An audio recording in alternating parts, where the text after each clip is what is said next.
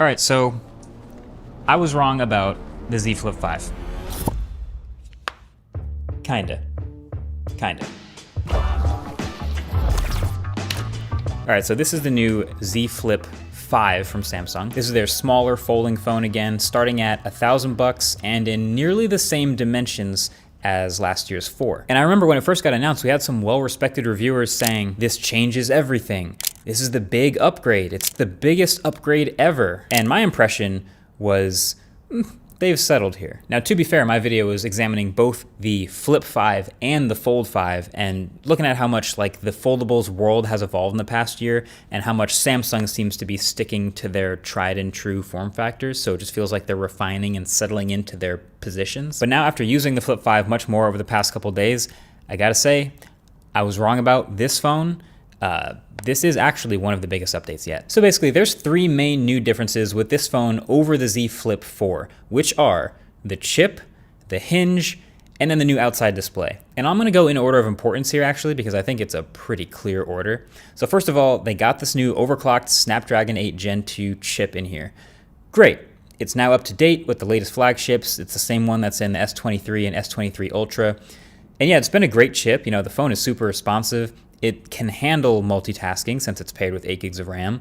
It's snappy, apps open quickly, there's no issues here.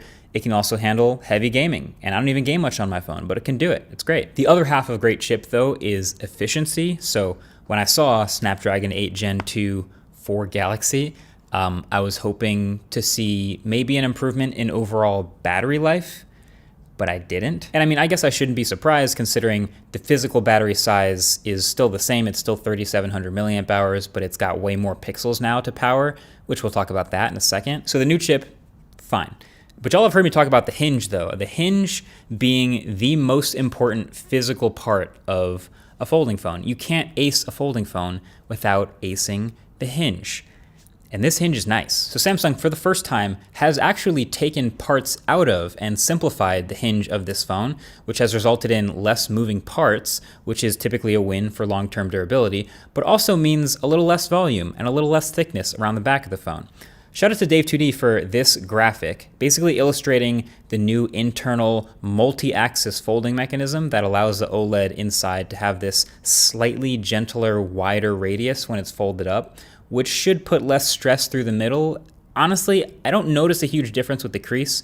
It's still clearly there, like it's one of those things where you turn the screen off or look off axis and it's very obvious, but once you get into the flow of using the phone, it's very easy to forget about.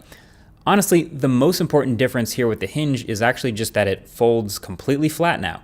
So every Z Flip up to this point has folded shut with just like a little small gap that could get a little bit of dust, a little bit of sand, a little bit of dirt inside, which is not great when the inside screen is the most delicate part of the phone.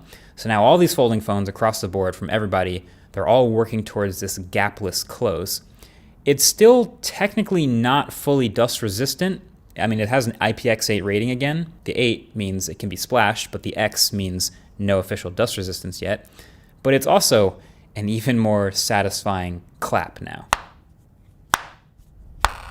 And yeah, it's also it's slightly more firm. It's a nice sturdy hinge every year, which is hard to appreciate until you go back to the earliest folding phones and see how loose those were. I still personally hardly ever use those like half folded features where you can like prop it up and use the camera like this or like watch videos or whatever. But look, a good hinge is a good hinge. But the biggest change to this phone is clearly the bigger screen on the outside. So let's talk about it. So the Z Flip has gone from this tiny little 1.9 inch slot to a full squared 3.4 inch 720p cover screen called the Flex window. And this is huge. It's a massive improvement. That's way more screen for checking the time or reading notifications, way more screen for framing up pictures with the primary cameras on the outside. It's a huge win for all that stuff. And then also, since it's this huge new screen, they've sort of organized this UI of up to 11 pages of apps that you can flip through, sort of encouraging you to use the outside screen more. You're using a phone without even opening it. So you can fully unlock and then just start swiping over to either quickly view and organize your notifications or move between all these full screen widgets. I have a calendar widget, of course, which is scrollable. You've got a scrollable weather widget. Basically, these are all not even really widgets. They're more like mini apps that have been specifically built for this outside screen to be fully functional and optimized. And then, if you're feeling bold, you can also jump into the lab settings and start enabling other non-optimized apps to also work on the outside screen. So there's no question you can do way more with this outside screen than you ever could before on the Flip. The question that's up to you now really is just, will you actually use it? Like, how will you use it? And it's a surprisingly hard question to answer. Like, when I first saw the phone get released, you know, at first you see like it's a bigger outside screen, but I honestly thought I wouldn't use it much. Like, I thought I would just continue to use the phone mostly open, and I would enjoy the barrier between me and endless doom scrolling. And maybe I'd check the time or some notifications a little bit more on the outside. But I was wrong. Basically, the thing that I found I do much more often, especially like early in the day, is notification management. Just triaging, going through at the beginning through a bunch of notifications and clearing through the ones I don't need, reading the ones that I do need to see. That's way better than opening the phone and like accidentally starting to doom scroll through TikTok or something. So in the lab settings, there's basically only a few apps that you can actually officially enable on the outside screen. It's basically Maps, messaging apps, and then Netflix and YouTube for some reason, for you psychos out there. I definitely tried to answer some texts with the full QWERTY keyboard that shows up on the outside screen now. And yeah, it technically works, but it's like, all right, do we really want to be doing this? Like, my hands are too big to be typing on this small of a keyboard regularly. Maybe a few quick responses to stuff here and there.